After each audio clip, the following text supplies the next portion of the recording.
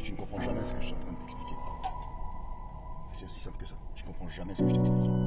Est-ce que toi tu comprends? Est-ce que toi tu sais? Toi tu me parles des enfants. Tu me parles des enfants. Mais le problème c'est quoi? Est-ce que moi je vais m'arrêter de répondre aux besoins des âmes qu'il y a sur les réseaux sociaux à cause des enfants? Ah, c'est moi le problème. Ouais, c'est toi. Donc tu regardes la paille qu'il y a dans mes yeux. Alors tu ne vois même pas la poutre qu'il y a dans les tiens. Elle me sort une métaphore purée. Non mais c'est bien joué ça quand même. La grosse blague quoi. La grosse blague. Tu parles d'une poutre. Tu parles d'une poutre et d'une paille.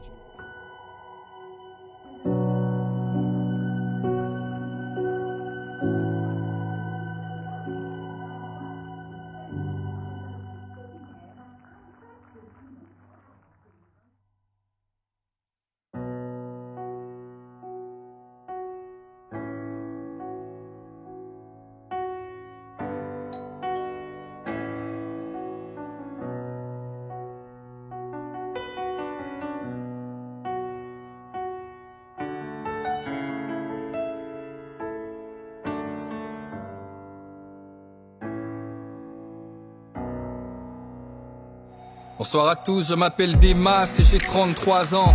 Ce matin-là, je m'apprêtais à aller au taf et sans faire gaffe, j'étais en retard, pas de chance. Ma femme se trouvait dans la chambre avec les gosses. C'était l'heure de l'école, elle rangeait leurs peignes et leurs brosses, inébranlable avec mon air de catcheur. Spirituellement, je parais plus fort que ma femme, car sur ma vie, j'ai un appel de pasteur. Je lui fais souvent la leçon, car je trouve qu'elle prie pas assez.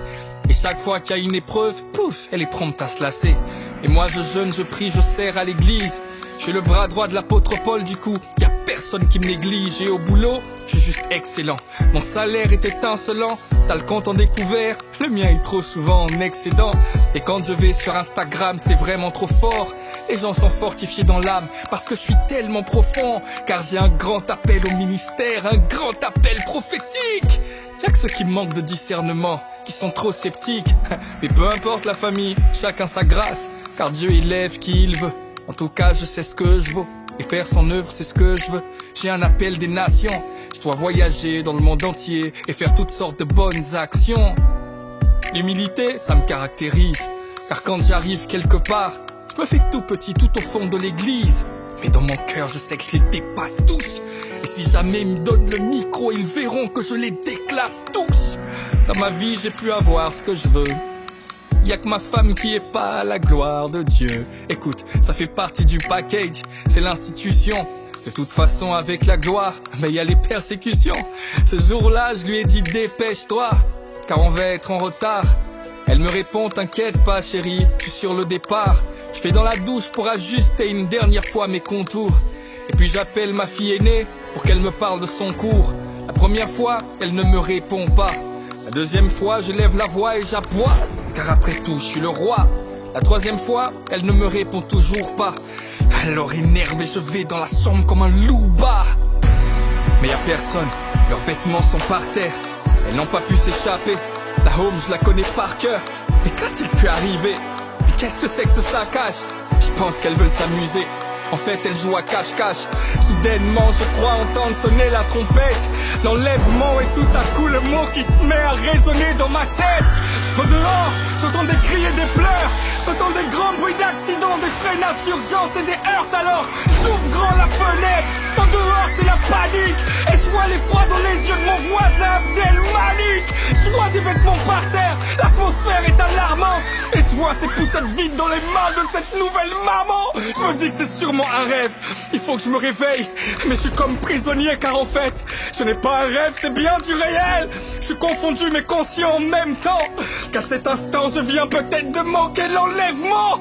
Et puis c'est vrai, je comprends pas pourquoi ma femme a été enlevée. C'est moi le futur pasteur, j'ai prêché même en anglais.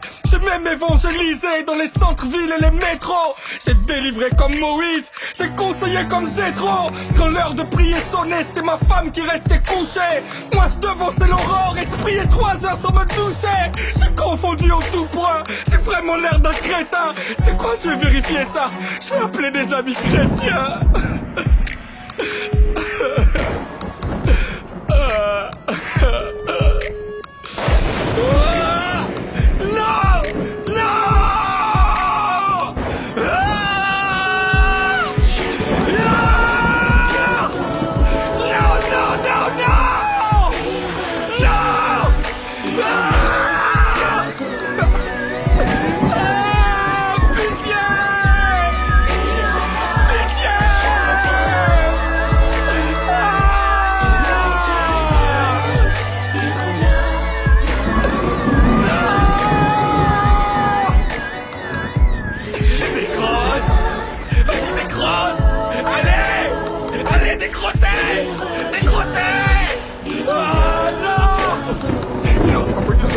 C'est pas possible, c'est pas possible, c'est pas possible.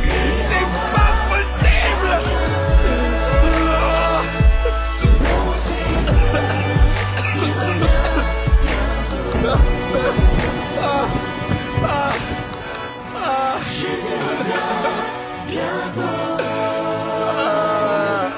Il revient bientôt. J'aurais dû garder mon cœur. J'aurais dû garder mon cœur. Selon ses œuvres, il revient bientôt.